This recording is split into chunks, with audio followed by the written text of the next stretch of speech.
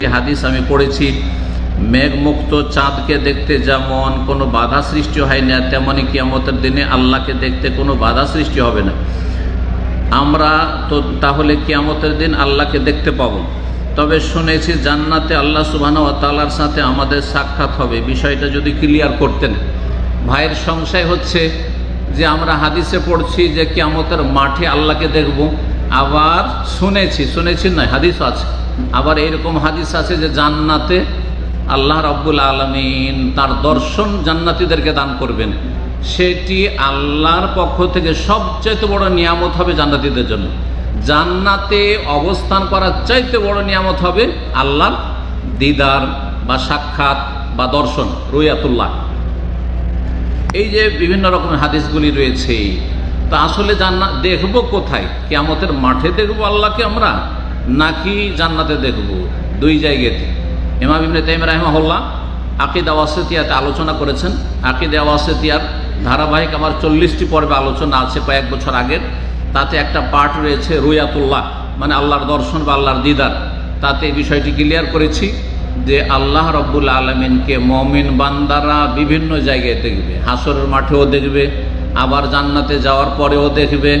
আর এটি সবচেয়ে বড় নিয়ামত হবে। পক্ষান্তরে কাফেররা এই সবচেয়ে বড় নিয়ামত থেকে বঞ্চিত থাকবে, জান্নাত থেকে বঞ্চিত থাকবে। কোরআনে কারিমে কাফেরদের সম্পর্কে আল্লাহ বলেছেন, কাল্লা ইন্নাহুম আন রাব্বিহিম ইয়াওমা ইযিল লামাহজুবুন। আম্মা পারা সূরা মুতাফফিফিন আল্লাহ বলছেন যে কোশ্চিন কালেও নয় যে কাফের দেখতে পাবে, বরং তারা তাদের রব থেকে আড়ে থাকবে, হ্যাঁ, পর্দার আড়ালে থাকবে, তারা রবকে দেখতে পাবে না। জি, পক্ষান্তরে মুমিনরা দেখবে, জান্নাতেও দেখবে, হাসর মাঠেও দেখবে। সুতরাং আপনার সংশয়ের কিছু নেই।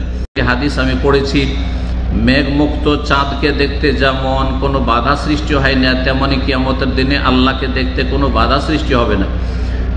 আমরা তো তাহলে কিয়ামতের দিন আল্লাহকে দেখতে পাবো। তবে শুনেছি জান্নাতে আল্লাহ সুবহানাহু ওয়া তাআলার সাথে আমাদের সাক্ষাৎ হবে। বিষয়টা যদি ক্লিয়ার করতেন। ভাইয়ের সংশয় হচ্ছে যে আমরা হাদিসে পড়ছি যে কিয়ামতের মাঠে আল্লাহকে দেখব, আবার শুনেছি নয়, হাদিস আছে, আবার এরকম হাদিস আছে যে জান্নাতে আল্লাহ রাব্বুল আলামিন তার দর্শন জান্নাতীদেরকে দান করবেন। সেটি আল্লাহর পক্ষ থেকে সবচেয়ে বড় নিয়ামত হবে জান্নাতীদের জন্য। জান্নাতে অবস্থান করার চাইতে বড় নিয়ামত হবে আল্লাহর দিদার বা সাক্ষাৎ বা দর্শন, রুয়াতুল্লাহ। এই যে বিভিন্ন রকমের হাদিসগুলি রয়েছে, তা আসলে জান্নাত দেখবো কোথায়? কিয়ামতের মাঠে দেখবো আল্লাহকে আমরা, নাকি জান্নাতে দেখবো? দুই জায়গাতে। ইমাম ইবনে তাইমিয়া রাহিমাহুল্লাহ আকীদা ওয়াসিতিয়াতে আলোচনা করেছেন। আকীদা ওয়াসিতিয়ার ধারাবাহিক আমার 40টি পর্বে আলোচনা আছে কয়েক বছর আগের। তাতে একটা পার্ট রয়েছে রুয়াতুল্লাহ, মানে আল্লাহর দর্শন বা আল্লাহর দিদার। তাতে এই বিষয়টি ক্লিয়ার করেছি যে আল্লাহ রাব্বুল আলামিনকে মুমিন বান্দারা বিভিন্ন জায়গায় দেখবে, হাসরের মাঠেও দেখবে, আবার জান্নাতে যাওয়ার পরেও দেখবে।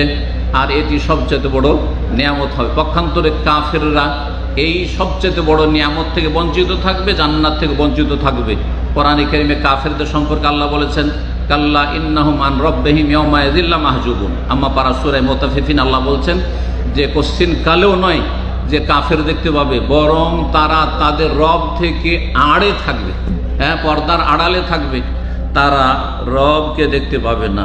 জি, পক্ষান্তরে মুমিনরা দেখবে, জান্নাতেও দেখবে, হাসর মাঠেও দেখবে। সুতরাং আপনার সংশয়ের কিছু নেই।